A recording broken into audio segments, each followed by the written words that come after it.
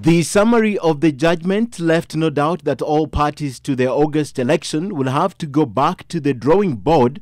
The ripple effect has seen more than 320 other election petitions filed across the country in several courts.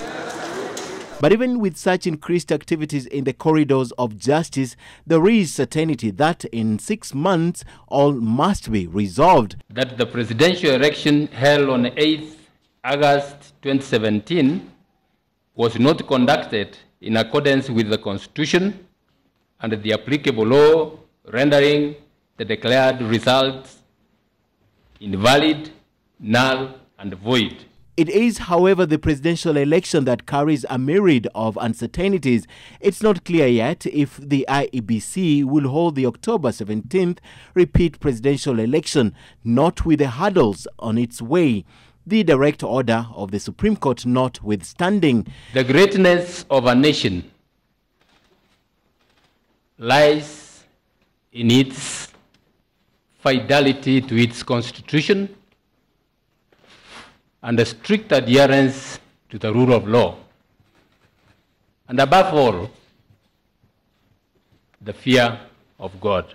In its ruling, the Supreme Court centered on 3 major issues: whether the election was conducted as per the law, if President Uhuru Kenyatta and his deputy William Ruto were duly elected, and if the two were duly declared president and deputy president-elect by the virtue of the concluded election.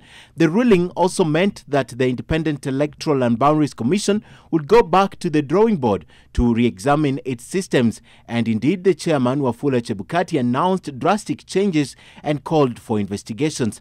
But it is this comprehensive ruling that will settle the question over who should be indicted for what, who should be investigated, what may have transpired in the election, and probably dwell on the matter of alleged illegal access to the IEBC servers and if the results were skewed to President Uhuru's advantage.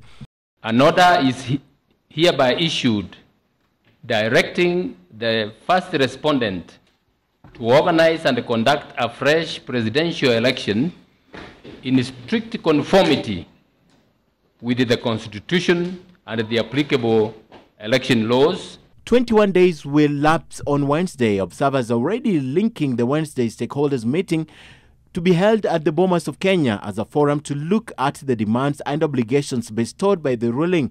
The meeting will also be used to find a common ground in the disputes arising among the parties, one of them being the inability to go to the poll on the 17th of October. This must be the most anticipated ruling in the recent times, and the parties to the presidential petition have been trying to read through the mind of the judges to justify their position. But tomorrow, or is it Wednesday, this will be settled once and for all. Ken Mijungu, NTV.